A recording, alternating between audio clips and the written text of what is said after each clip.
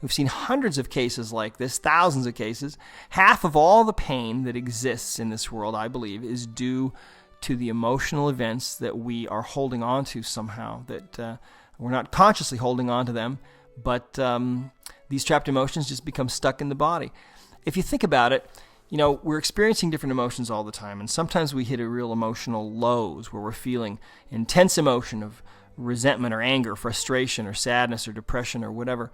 During those times, for some reason, in some way that we don't really understand, the emotion itself can become lodged in the body. And when that happens, two things occur. That energy now will distort the normal energy field of the body. You see, a trapped emotion it's like a ball of energy from the size of a baseball to the size of a cantaloupe. And wherever it lodges in the body, it will distort the body's normal energy field. Okay. Also, what happens is it tends to make us resonate with it. We can measure emotions now.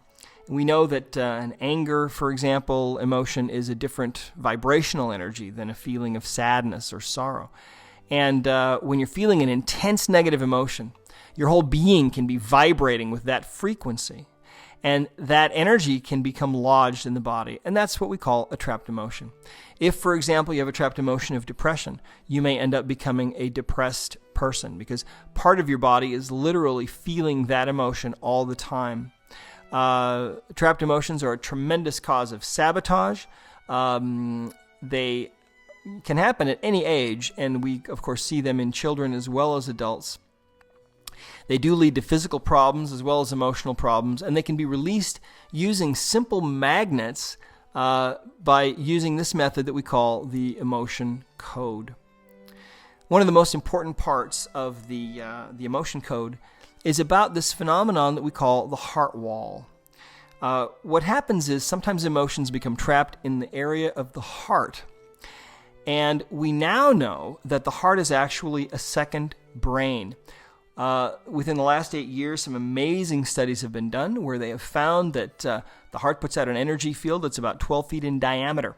And when you are feeling love or affection for another person, your heart is literally sending a wave of energy to that person that suddenly becomes measurable in that other person's brain waves. Think about that. We also know now that the heart thinks and that it has memory. And that helps to explain the many, many stories now that have been told about heart transplants.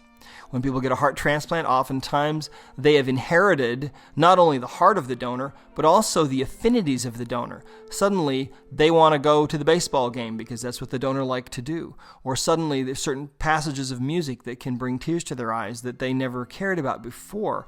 Certain foods that they like. Sometimes they will travel to certain places and have memories that will come back to them of places that they've never been before, but that the donor had visited. So it's an amazing thing. And if you look at the ancient scriptures, there are sayings like, "As a man thinketh in his heart, so is he." Well, how do you think with your heart? It never really made any sense. Even though all of us have felt that physical sensation when we're really feeling hurt by somebody, and you can feel like your heart is breaking, or you feel that feeling of heartache. That's where those words come from. The heart is really the core of your being. It's the core of who you are.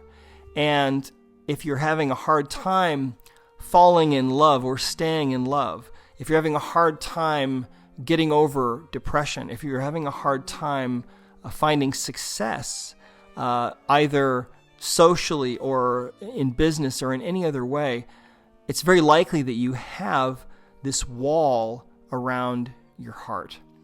And it's an amazing thing. The heart wall will tend to create physical effects. It'll tend to create stiffness in the neck and the upper back and sometimes shoulder problems. But the emotional effects are really, really very profound.